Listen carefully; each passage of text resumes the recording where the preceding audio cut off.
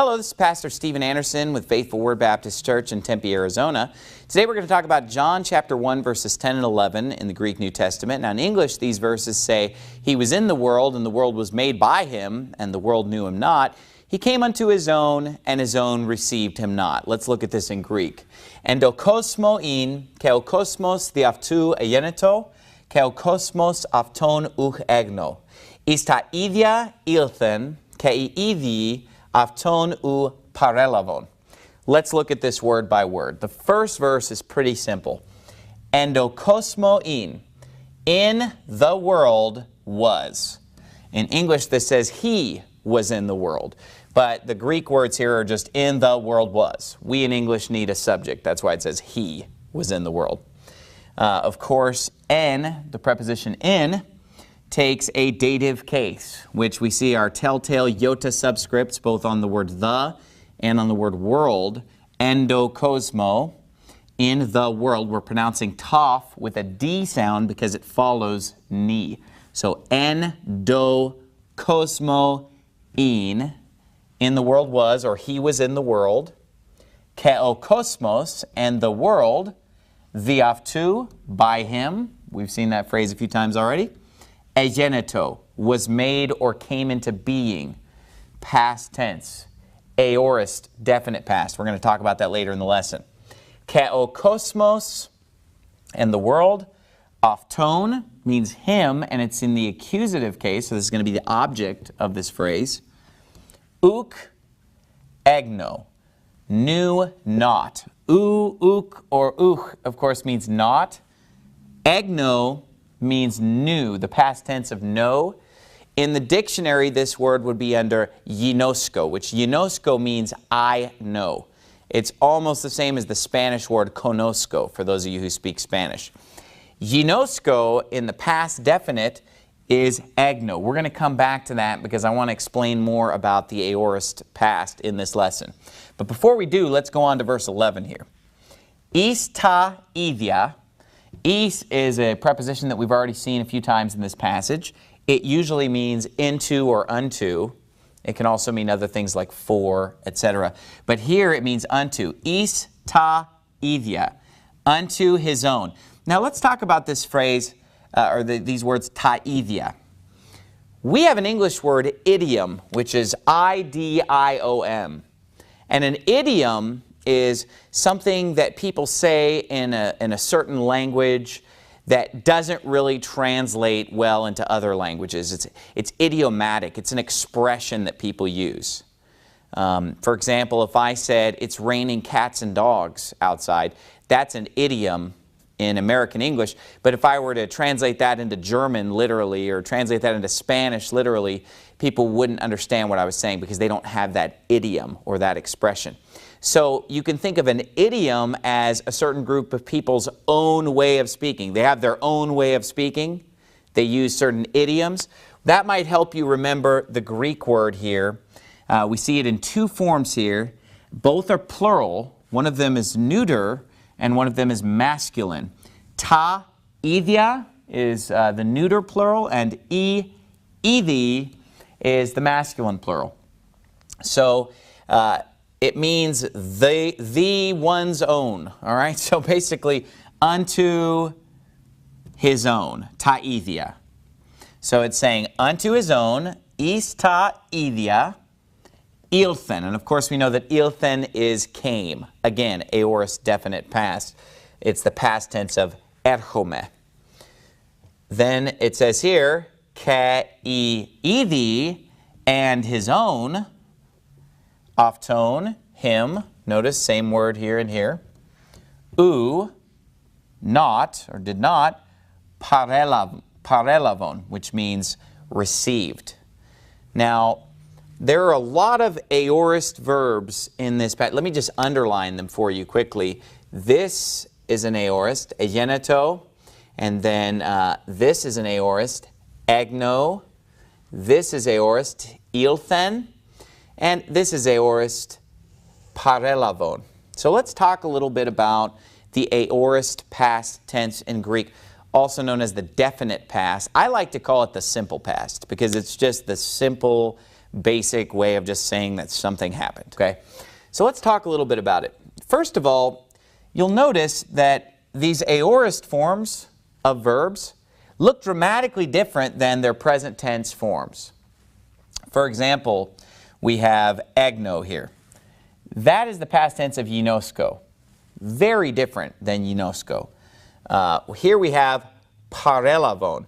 Parelavon comes from the dictionary form paralamvano, which means I receive, which is just basically lamvano with the prefix of para tagged onto the front of it. You say, well, how in the world do I figure out, that ilthen is coming from erchome? They're dramatically different. Egno is dramatically different than ginosko.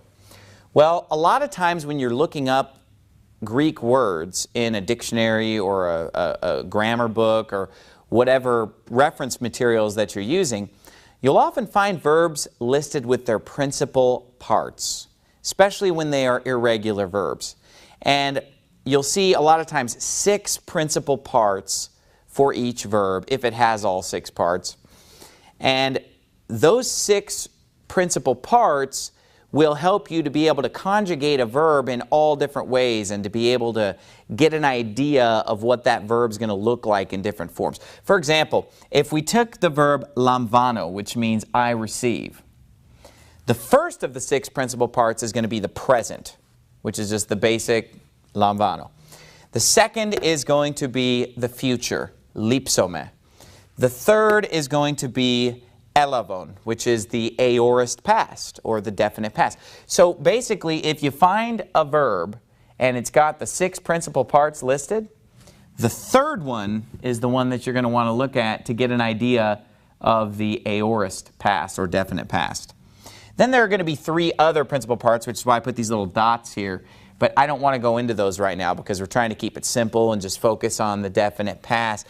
But if we were to talk about all 6 of the principal parts, it would be present, future, aorist, then it would be perfect active, that'd be the 4th. Then it would be perfect passive or middle, and then the last would be the aorist passive. But those 4, 5, and 6 we don't need to worry about right now. Just, it's easy to remember the first 3 are present, future, past. And this is the definite past, the aorist past. And you say, well, what do you mean by aorist past, or definite past, or simple past? Well, when you're expressing the past tense in Greek, you can express it as an aorist past, but you can also express it with the imperfect past. Now, if you know Spanish, this will be really easy for you because Spanish has pretty much the same thing. Do you remember in high school Spanish class you'd learn about the 2 different past tenses being different, the imperfect and the preterite? Well, if you look at the differences in Spanish between the preterite and the imperfect, that's pretty much the same as the difference between aorist and imperfect when it comes to the past tense in biblical Greek. So if you already have that background in Spanish, that'll help you. But let me just explain it to you this way, and I'll just give you just roughly the difference in these 2 past tenses. Roughly, generally speaking, the imperfect is something that was ongoing or repeated in the past. And of course, this is just a generalization. Whereas the aorist is more just something that happened. It's just an event that took place. Now, a lot of times this can be tricky because often in a sentence, one event will be a backdrop for another. So let me give you an example. Let's say I was waiting at the bus when I dropped my lunch. Okay. Well, when I was waiting at the bus, that's something that was an ongoing action. It was a backdrop for another action, which was me dropping my lunch. So while I was waiting at the bus, I dropped my lunch. I dropped my lunch, that would be the aorist. It's just something that I did. It's just something that happened, just past tense. I dropped it. Whereas I was waiting was the ongoing. That would be imperfect past. That would be an example of that. Okay. A lot of people get mixed up, though, because when they see something that's imperfect, they say, oh, that was ongoing, like it was going on for a really long time. You know, I might have only been waiting at that bus stop for 30 seconds. And that might have been the only time in my life that I ever waited at that. bus stop. But a lot of people will make the mistake when they see a verb that's in an imperfect past tense. Oh, that was repeated, that was habitual, that was ongoing, you know. And they draw a lot of conclusions from that just frankly aren't there. If I said while I was waiting for the bus, I dropped my lunch, you can't just infer from that, oh, I habitually waited at that bus stop. Or I was repeatedly waiting at that bus. Or I was there for a really long time. I might have been there for 30 seconds one time in my life. But you hear a lot of preachers do this where they go back to the Greek and they say, oh, this verb is ongoing, this is repeated, this is habitual. And they'll draw all kinds of theological conclusions from that just because they don't really understand how these verb tenses work in the original language. I think people who speak Spanish would probably have a better understanding of this. In fact, a verb could be in the imperfect tense and be something that really happened quickly. For example, I could say, as I sneezed, the bus arose. Now, as I sneezed would be imperfect because it was ongoing in the sense that it is a backdrop for another event taking place. As I sneezed, the bus pulled up. Okay, well, the bus pulled up would be in the aorist, and as I sneezed would be imperfect, even though the sneeze might have only lasted for a second. And it wasn't habitual, it wasn't repeated. So we don't want to go too crazy with our understanding of these two verb tenses. Just understand that it has to do with what perspective we're speaking from. Imperfect, if we think about, for example, the biblical definition of perfect, which is complete, like in James 1 it says, but let patience have her perfect work, that you may be perfect and entire, wanting nothing. So something that is perfect according to the Bible is something that's not lacking anything. It's complete, it's entire. If I said I were eating the entire pizza, I'm saying I'm eating a complete pizza.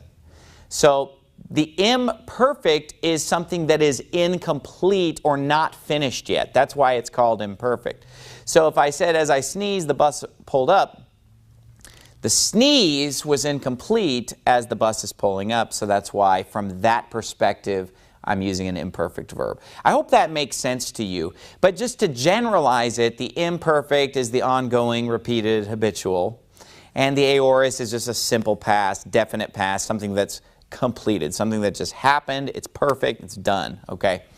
And again, I'm trying not to get too complicated.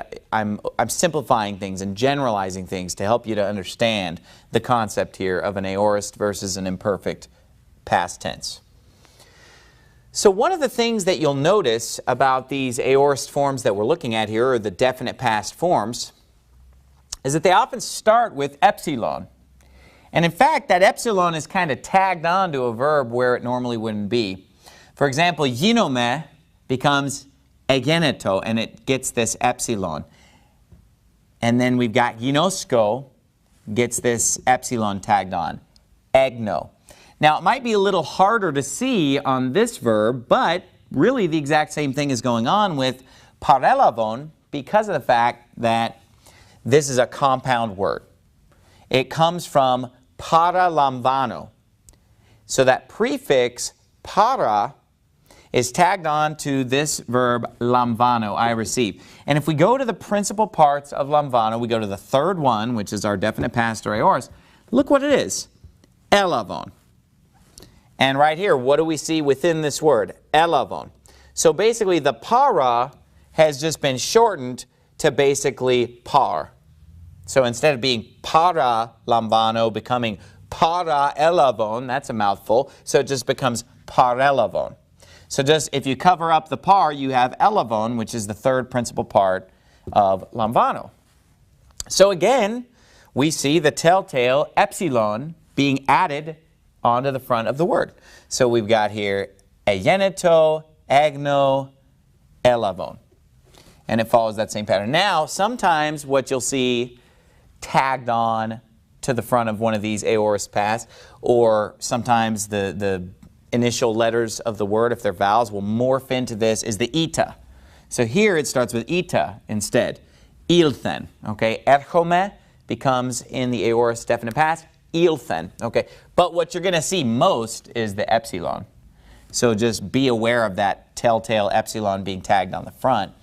That's not the only thing that the epsilon is tagged onto, but that'll help you in the beginning to start getting used to these past tenses with that epsilon. Because if you see a word in the past tense and you're like, man, what is that word? One of the things you can do is just kind of eliminate the epsilon in your mind and see what you're left with, and then it starts to look like something that you're a little more familiar with sometimes, okay? So that's just a little tip with that. So let's talk about some of these. Parellavon should remind you, because this is of course plural, because it's saying his own, which is a plural term here. Ethi knew him not. So this is a third person plural. They knew him not. Well, a little bit earlier in the passage, remember the Bible said, the light shineth in the darkness, and the darkness comprehended it not. The darkness is singular. So comprehended is singular, and if you remember, hopefully you're memorizing these verses as we go, the word was katelaven, okay? And katelaven came from katalamvano. And katalamvano is going to be real similar to paralamvano, and it's going to come from this same form, elavon, but because it's singular third person as opposed to plural third person, instead of being elavon, it was elaven, all right? So elaven, elavon. So you can see how knowing this principal part makes it pretty easy to get all the conjugations you need. So parelavon here, earlier in the passage we had katelaven, ilthen we've seen a few times, egno. By the way, egno, a good way to remember that word is our English term agnostic. Because what's an agnostic? An agnostic is someone who's saying, I don't know whether God exists. An atheist is someone who is just anti-God. They are saying there is no God. The A on the front of theist is a negating prefix. So atheist means basically one who is not believing in God. Because of course God is theos, right? So we've got a, and then we've got a word derived from theos, and then the ist on the end means one who believes it. So atheist is one who does not believe in God, whereas an agnostic is one who doesn't know, and it comes from ginosko or ginosko, egno, and it means basically just not knowing. Agnostic, a meaning not, gnostic, you know, coming from ginosko or to know, I know. So that just might help you to remember egno and ginosko and those different forms. So a person who's an agnostic, they're not saying that there's no God. They're saying, well, I don't know if there's a God. And usually they'll say, I don't know if there's a God, and no one can know whether God exists. That's how my wife was before she got saved. Before I met her, she was pretty much an agnostic. She didn't just vehemently say there's no God, but she didn't really know if there is a God or not. So that's how a lot of people are these days. So the whole verse again, endokosmo in keokosmos diaftu egeneto, keokosmos afton uk egno. Ista idia ilthen kei idi afton u parelavon. Next week we're going to talk about John chapter 1 verse 12.